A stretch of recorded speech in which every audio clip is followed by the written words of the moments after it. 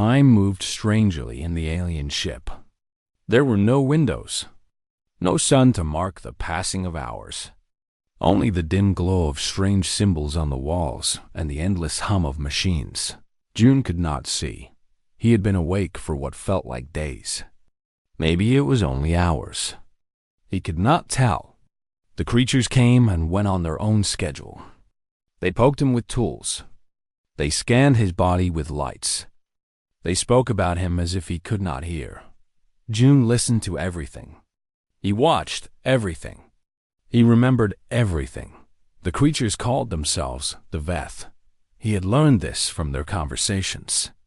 They were part of something called the Veth Council, a group that ruled over many star systems. To them, the galaxy was theirs to explore and study. Other species were just objects to examine, and humans were their newest interest. The bone structure is surprisingly dense, one of the Veth said during an examination. It was the same one who had spoken to June before. June had started to think of it as the leader. Much denser than initial scans suggested, but still breakable, another one said. This one was smaller, with darker scales. June called it the assistant in his mind. The strength ratio is poor. They rely entirely on external support. Tools, the leader agreed. Their entire civilization is built on tools. Remove the tools, and they are nothing. June kept his face still. He did not react. But inside, he felt a cold anger growing. The Veth had done their research. They knew about human technology. They knew about cars and planes and ships and weapons. They had watched humanity from afar, studying their machines and inventions. And they had concluded that humans were weak-dot. It was almost funny. Almost? What about the brain? The assistant asked. The scan showed unusual activity. The leader made a clicking sound. Agreement, maybe? Or interest? Yes, the neural patterns are complex. More complex than we expected from such a primitive species. They seem capable of advanced problem-solving. Survival adaptation, the assistant said. Weak bodies require smart minds. It is common among prey species. Prey species. June stored that phrase away with all the others. He would remember it later. The examination continued. The Veth measured his heartbeat, his breathing, his blood pressure. They tested his reflexes and his reactions to pain. They made him run on a machine until his legs burned and his lungs screamed for air. Through it all, June said nothing. He did what they asked. He showed them what they wanted to see. A weak creature. A helpless specimen. Something to be pitied and studied. He was playing a game. And he was playing it well. Endurance is moderate, the leader noted after the running test. They can maintain activity for extended periods, but peak performance is limited. No match for a Veth warrior. Or even a Veth child, the assistant added. The ugly laughing sound filled the room. June breathed heavily on the machine. Sweat dripped down his face. But his eyes were sharp. His mind was clear. He had noticed something during the test. The restraints on his wrists had loosened slightly. Not much, just a tiny bit. But it was something. The Veth did not see it. They were too busy looking at their data. Too busy feeling superior. That was their weakness, pride. They were so sure of themselves. So certain that humans were nothing special. They did not look closely. They did not pay attention to the small things. And in the small things, June found his hope. After the physical tests came the questions. The Veth wanted to understand how humans thought. They asked June about his life, his world, his people. Tell us about your military service, the leader said. We detected signs of combat training in your body. June considered his answer carefully. He could lie. He could tell them nothing. But maybe the truth would serve him better. I was a soldier, he said. For 8 years. A soldier, the leader repeated. A fighter. With weapons, yes. Guns and bombs and machines of war. Yes, without those weapons, what are you? June looked at the leader. Their eyes met. Mirror against darkness.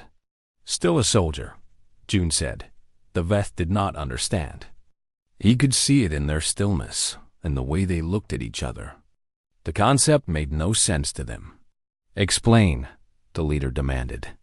A soldier is not made by weapons, June said slowly. Weapons are just tools.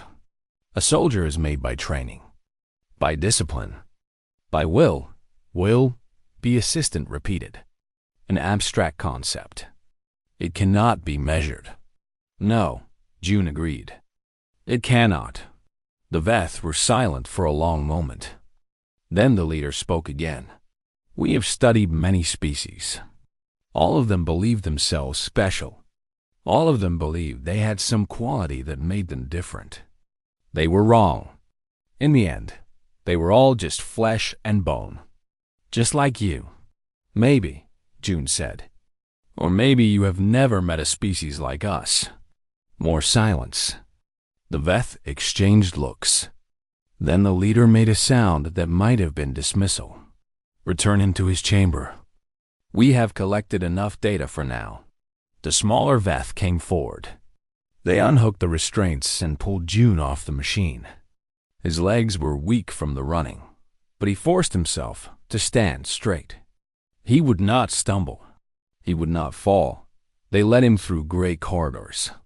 The ship was a maze of smooth walls and strange symbols. June memorized every turn, every door, every detail. Somewhere in this maze, Hana was waiting. He would find her. His chamber was small and bare. A raised platform served as a bed. A small opening in the wall provided water when he pressed it. There was nothing else. No chair, no window. Nothing to use as a tool or weapon. The Veth of everything. Almost everything. When the door closed behind him, June sat on the platform. He closed his eyes and took a deep breath.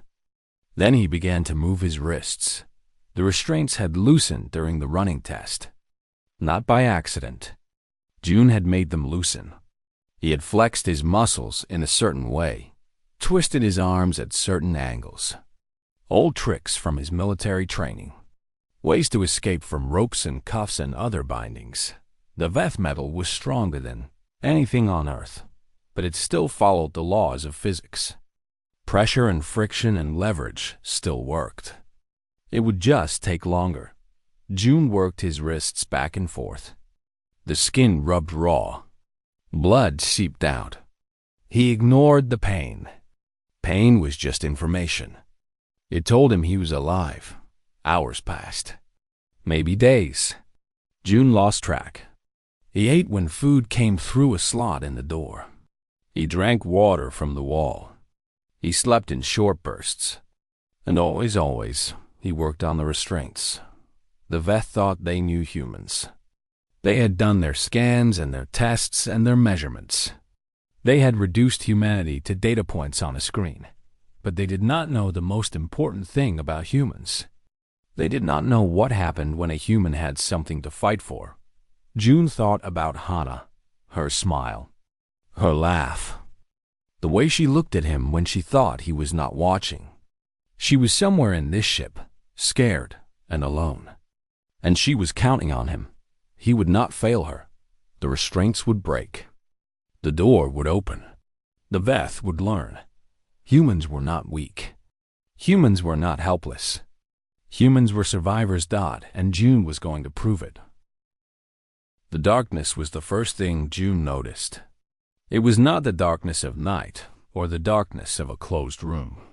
It was something deeper, something that pressed against his eyes like cold water. He tried to move his arms, but they would not listen. His legs felt heavy, as if someone had filled them with wet sand. His head hurt. A sharp pain sat behind his eyes, and every heartbeat made it worse. Where was he? The last thing he remembered was the forest. He had been hiking with Hana. They had chosen a quiet trail in the mountains, far from the city. It was supposed to be a peaceful weekend. Just the two of them, away from work and noise and the endless demands of life. Then the light had come. It had fallen from the sky like a silent explosion. White and bright and impossible. Hannah had grabbed his hand. He remembered that. He remembered the fear in her eyes. And then everything had gone black. Now he was here. Wherever here was.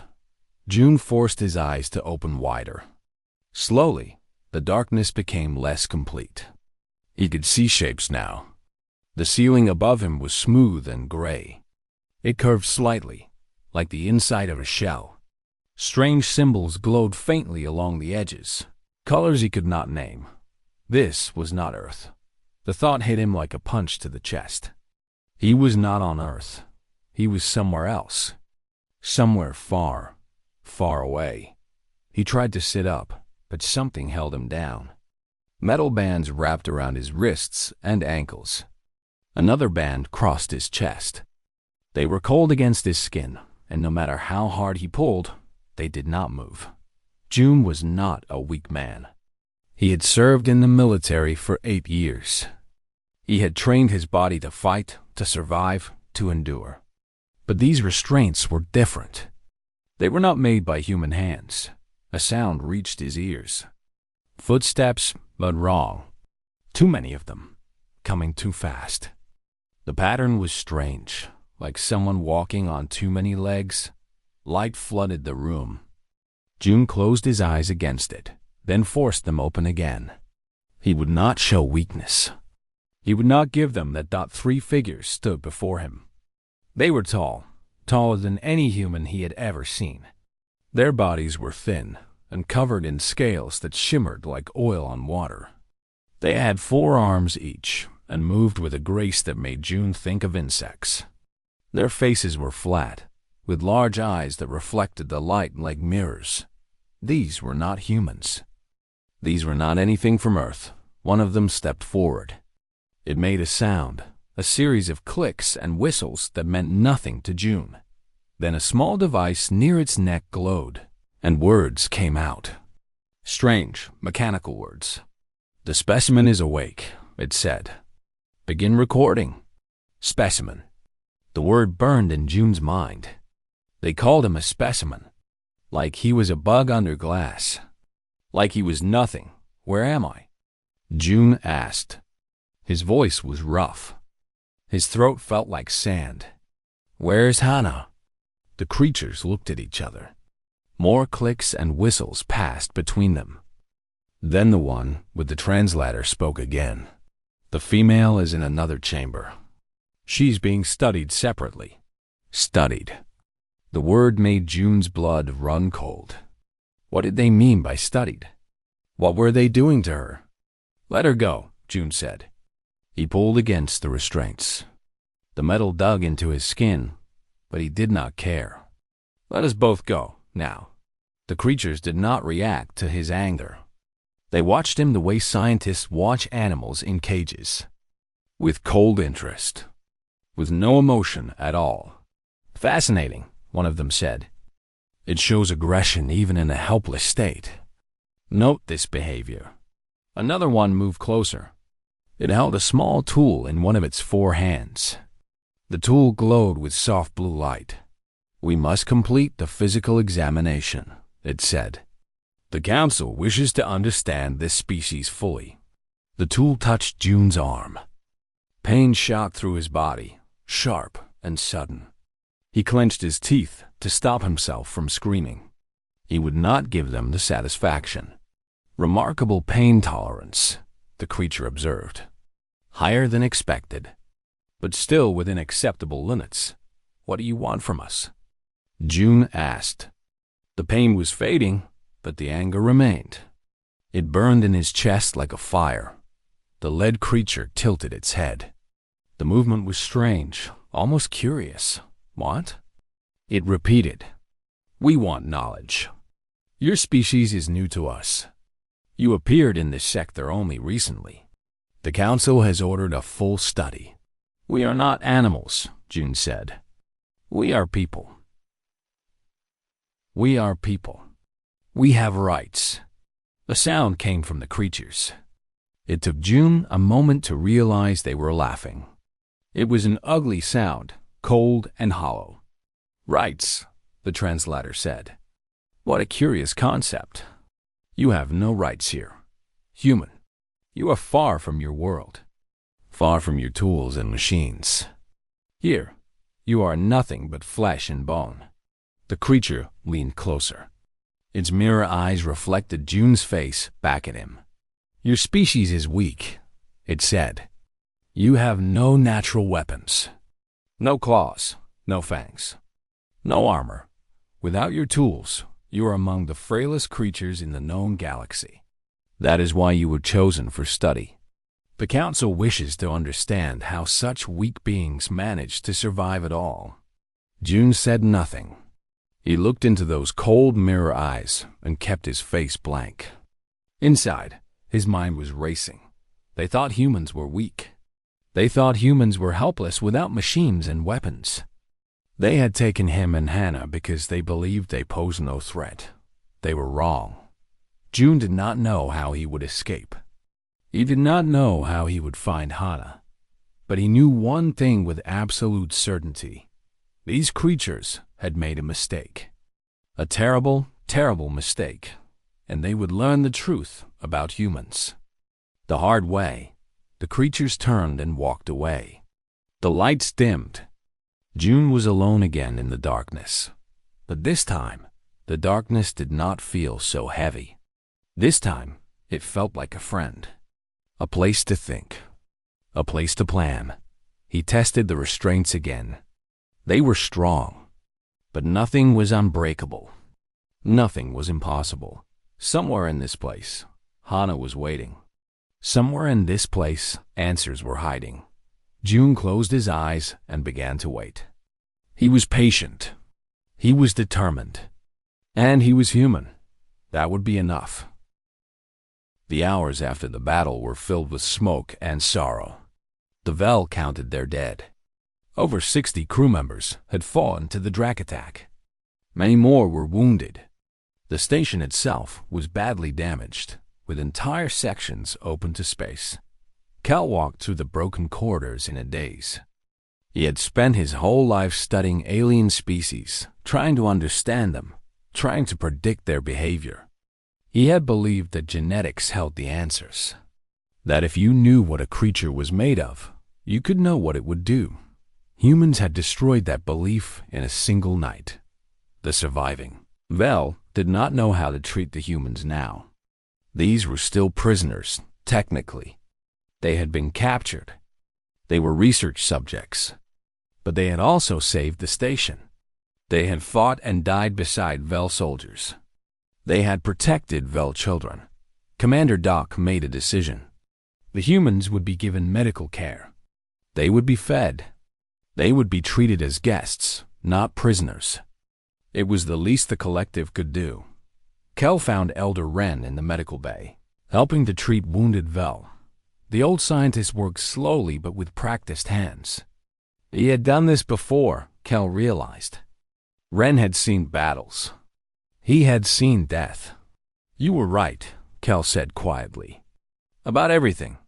Wren did not look up from his patient. "I wish I had been wrong. How do we live with them? How do we share a galaxy with creatures like this?" Wren finished wrapping a bandage before answering. "We treat them with respect. We do not threaten what they love. We remember that their kindness is a choice, and we give them reasons to keep choosing it.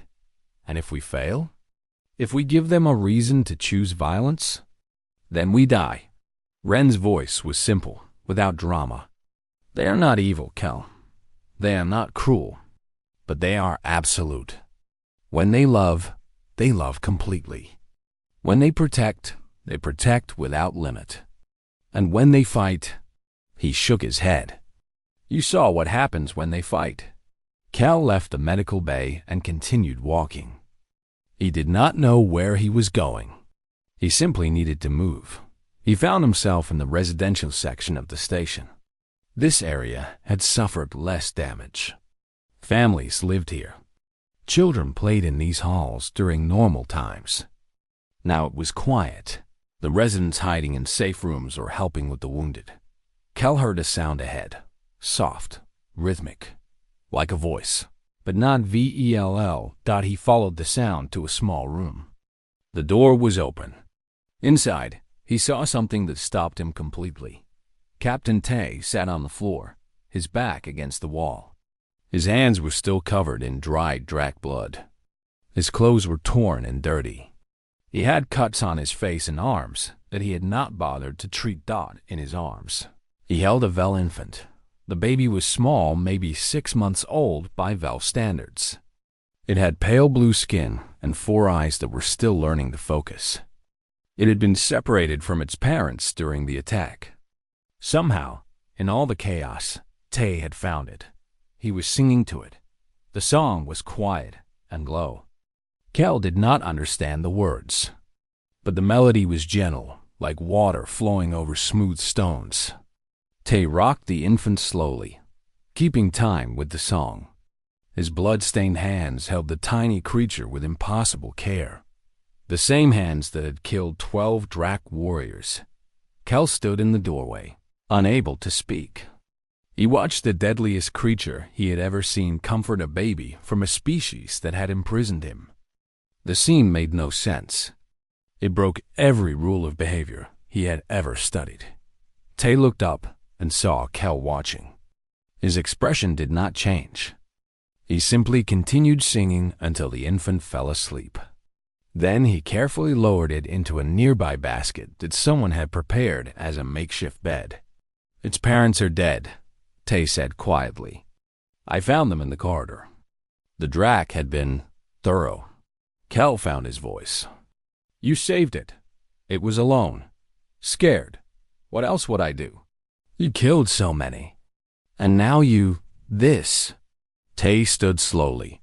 He looked down at his hands, at the blood that had dried in the lines of his palms. His face showed something that Kel could not name. Sadness, maybe. Or tiredness. "Do you think I enjoyed it?" Tay asked. "The killing? I do not know. You seem so calm." "I was calm because I had to be. Calm keeps you alive. Calm lets you think clearly. But calm is not the same as happy." Tay walked to a small sink in the corner and began washing his hands. The water ran red. "I remember every one of them. Every face. Every sound they made when they died. I will carry those memories forever. Then why do it? Why fight at all?" Tay turned to face him. His hands were clean now, but the blood had stained his clothing. "Because your children would have died. Because your people would have died. Because the Drac came to hurt and destroy, and someone had to stop them. But we kept you prisoner. We treated you like animals. Why would you protect us?" Tay smiled. It was a sad smile, heavy with something Kel did not understand. "Because you are alive. Because you have children who love their parents and parents who love their children. Because you feel pain and joy and fear and hope, just like we do." He looked at the sleeping infant in the basket. "Because that baby did nothing wrong. It was just born into a universe full of danger. And I could help it. So I did." Kel felt tears forming in his eyes. He did not know he could cry for a human. But something in Tay's words broke through all his scientific distance, all his careful observations. This was not a subject to be studied.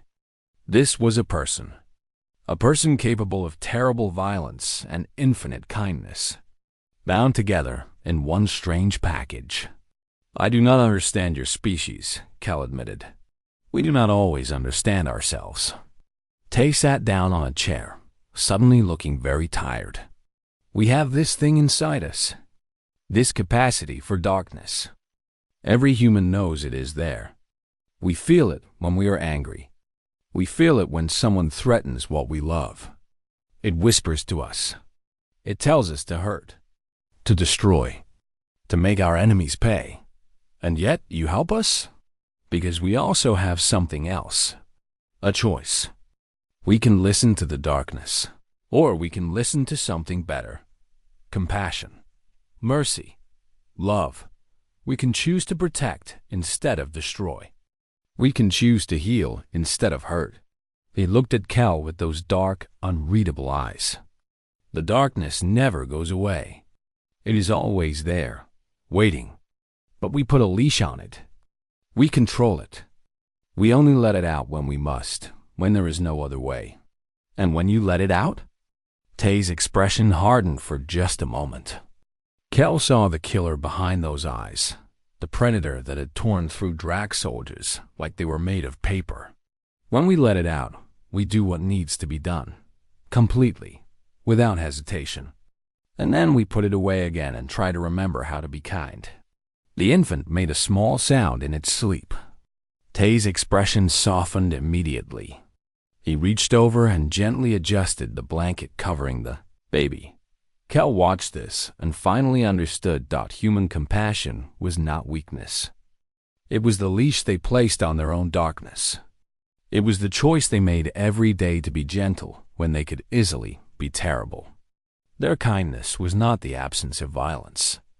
It was the constant, deliberate decision to use their strength for protection instead of destruction. They were not harmless. They could never be harmless.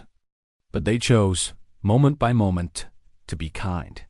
And that choice, Kel realized, was the most powerful thing in the universe. "Thank you," Kel said finally, "for saving our people, for saving that child." Tay nodded.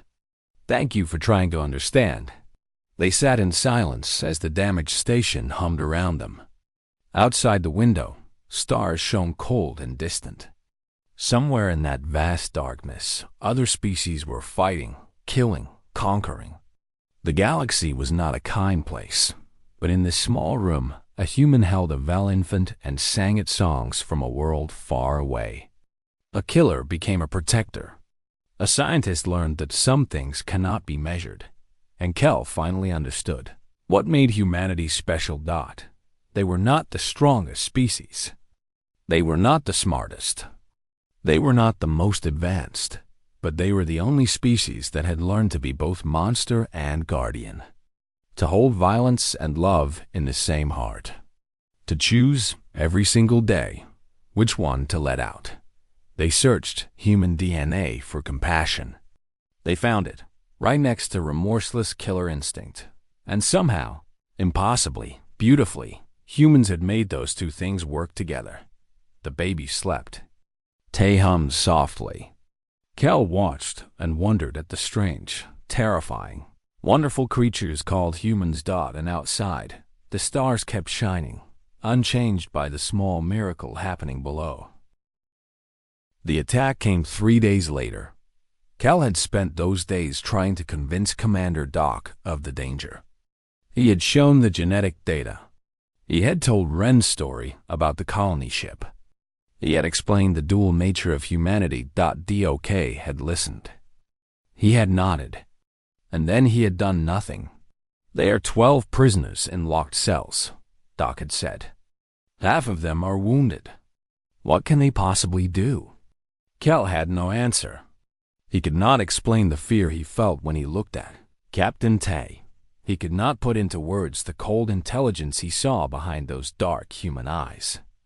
So he had returned to his laboratory and watched the humans through his cameras, waiting for something to happen. He did not expect it to come from outside. The Drac warship appeared without warning. It came out of faster-than-light travel directly beside the Vel station, its weapons already firing. The first shots tore through the station's shields like paper. Alarms screamed through every corridor. The station shook with explosions. Lights flickered and died. Emergency power turned everything red. Kel was thrown from his chair as a blast hit near his laboratory. He crawled to his feet and staggered to the door. The hallway was filled with smoke. Vel crew members ran in every direction, some carrying weapons, others simply fleeing. "What is happening?" Kel grabbed a passing guard.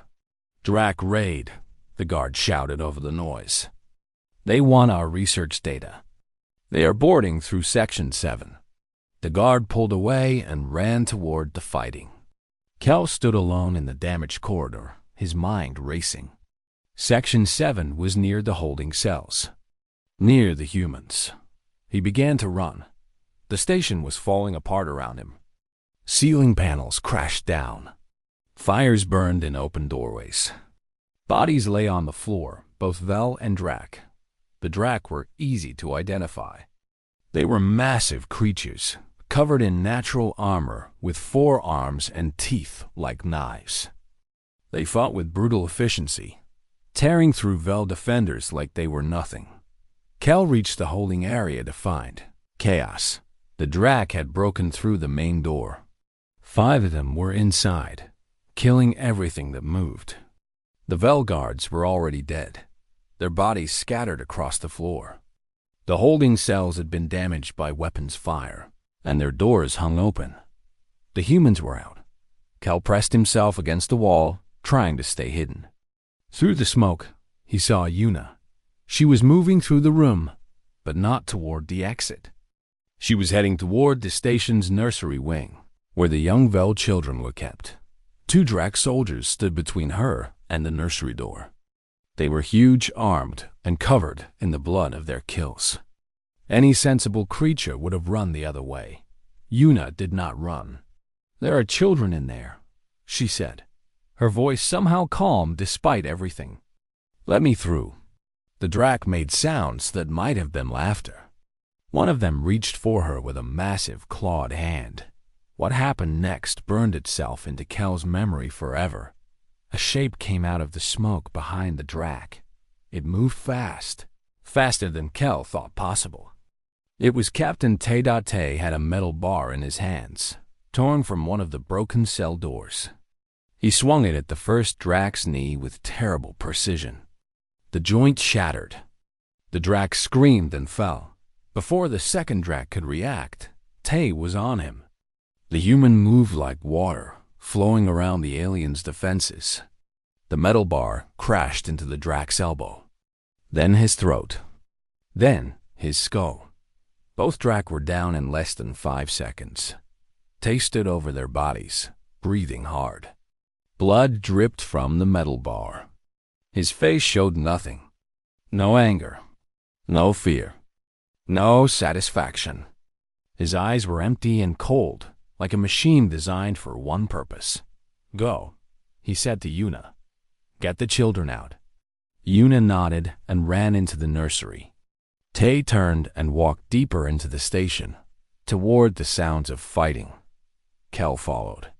He did not know why. Perhaps he needed to see. Perhaps he needed to understand. What he saw changed him forever. Tay moved through the station like death itself. He found Drac soldiers, and he killed them. He did not fight like the Vel, with weapons and tactics and fear. He fought like something ancient, something primal. He used whatever he could find. Metal bars. Broken glass. His bare hands. One Drac cornered him in a narrow hallway. The creature was twice his size and held a plasma rifle.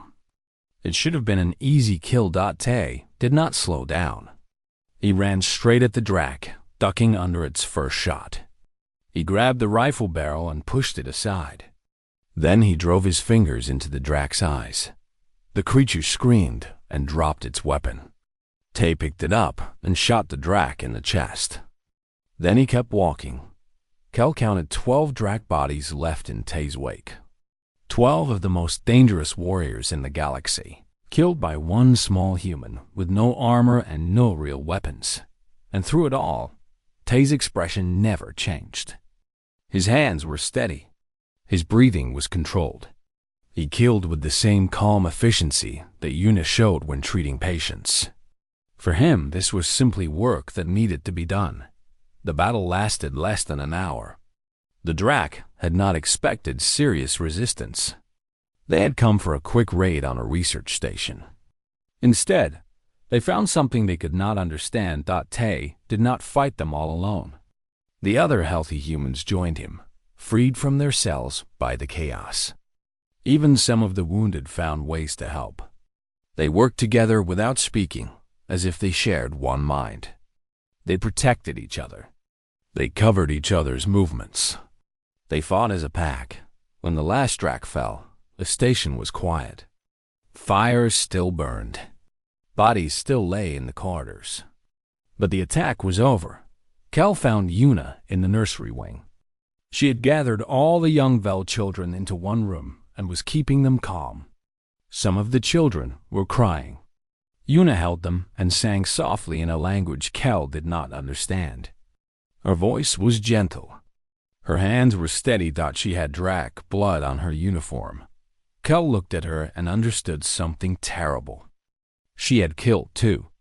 She had protected those children with the same violence that Tay showed in the corridors. And now she was singing lullabies to alien babies as if nothing had happened. The children are safe, Una said when she saw him. Some are scared, but none are hurt. You killed Drac, Kel managed to say. Una looked at him with tired eyes. They were going to hurt the children. I could not let that happen. Does it not bother you? The killing? She was quiet for a moment. Then she said, It bothers me very much. But I would do it again. Every time. To protect the innocent. One of the Vel children reached up and touched Una's face. She smiled down at the child and made a soft cooing sound. The child laughed. Kel watched the medic comfort alien children who should have been her enemies. Children whose people had kept her prisoner. And he finally understood what Elder Wren had tried to tell him. Human compassion was not weakness. It was not the absence of violence. It was the reason for violence. Humans fought because they cared. They killed to protect. Their love and their lethality were the same thing, aimed at different targets. They were gentle with the helpless. They were deaf to threats, and they could switch between the two in a heartbeat. Kel slid down the wall and sat on the floor. His legs would not hold him anymore. He watched Una sing to the children and thought about how wrong he had been. Humans were not harmless. They were not useful servants. They were something new, something the galaxy had never seen before. They were kind, and that kindness made them the most dangerous species alive. Kel did not sleep well that night. Elder Wren's words echoed in his mind. What had he missed? What sat beside the compassion markers in human DNA? He arrived at Wren's laboratory early the next morning. The old scientist was already there, waiting. His private lab was different from the main research center. It was darker, older, filled with equipment from past decades. Dust covered many of the machines. Sit, Wren said, pointing to a chair. I want to show you something. Kel sat. Wren activated a holographic display. Human DNA appeared in the air between them, glowing soft blue. You found the compassion markers here, Wren said, pointing to a section of the genetic code. Strong empathy, social bonding, the need to help others. All very interesting. Yes, Kel said. It explains their behavior perfectly. It explains part of their behavior. Wren moved his hand and the display shifted. The view moved along the DNA strand to an adjacent section. Look at this. Tell me what you see. Kel leaned forward and studied the code. At first, he did not understand what he was looking at. The patterns were strange. They looked old, very old. Some of the sequences seemed dormant, inactive for millions of years. Then he saw it. These are predator genes, Kel whispered. Pack hunting behavior, territorial aggression, violence response. Keep looking. Kel's eyes moved across the display. He found more markers. Persistence hunting, the ability to track prey for days without stopping. Pain suppression during combat, increased strength under stress, the ability to kill without hesitation. His blood went cold. This cannot be right, Kel said.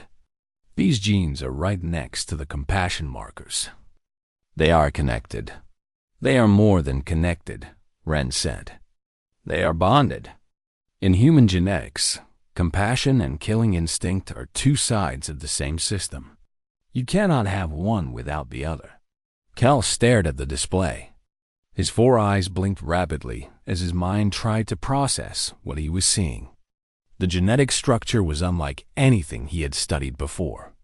Most species had either aggressive genes or peaceful genes. Humans had both, woven together in a way that seemed impossible. How? Cal asked. How can they be both? Ren sat down slowly, his old body creaking. Humans evolved as pursuit predators on their home world. They hunted larger animals by chasing them until the prey collapsed from exhaustion. This required incredible patience and endurance. It also required the ability to work together as a team. The compassion, Cal said, understanding beginning to form. Yes, they developed compassion to strengthen their groups. They learned to care for the sick and wounded. They protected their young.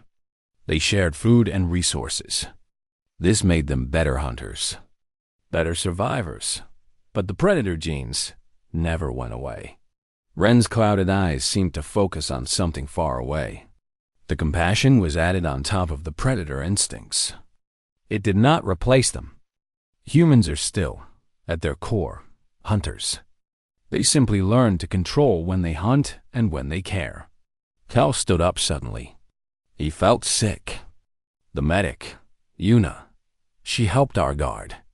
She showed such kindness.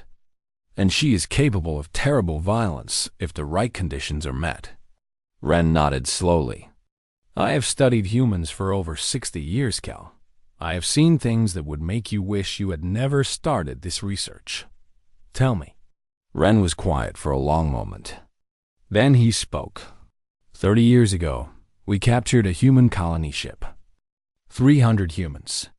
Families with children. We thought they would be easy to control.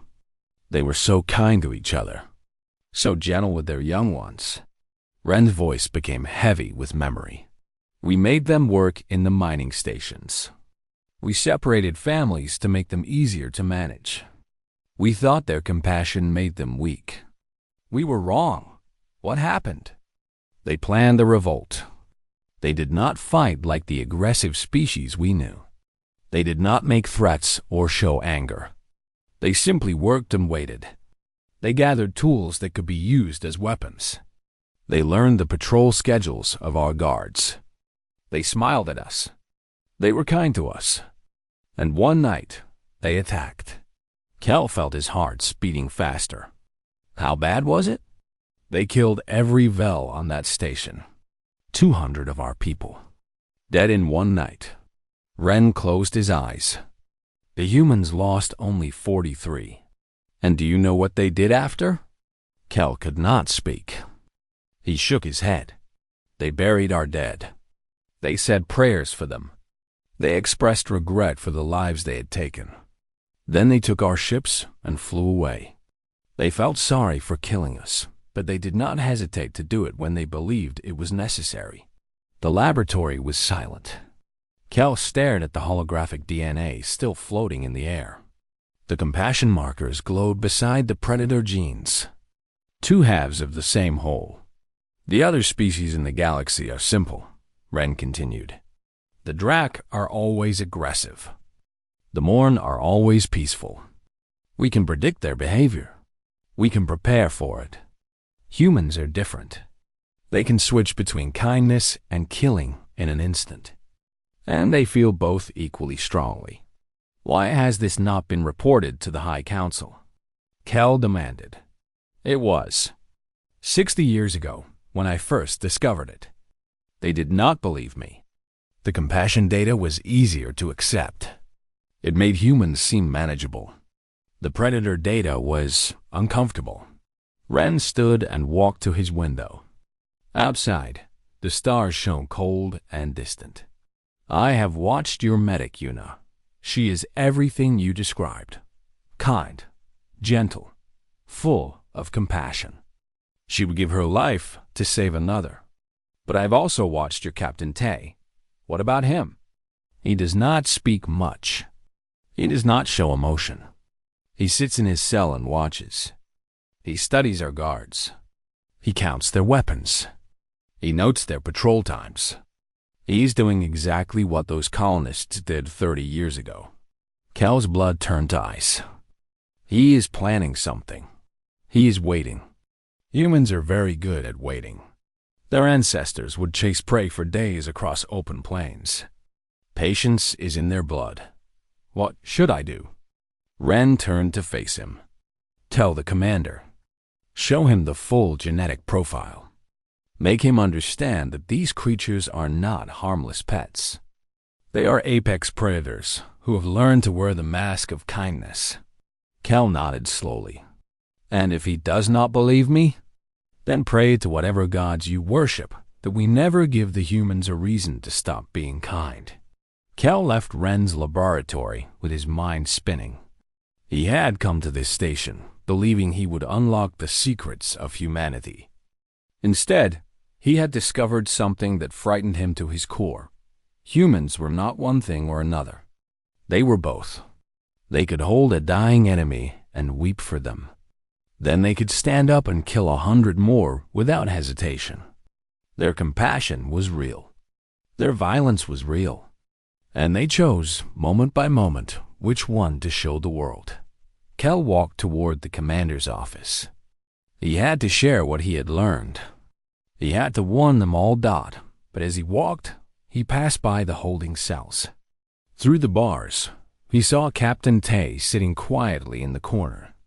Tay looked up and met Cal's eyes, and Tay smiled. It was a small smile. Polite. Friendly even. The smile of a kind person. But Cal saw something else behind that smile. Something old. Something patient. Something waiting. He walked faster.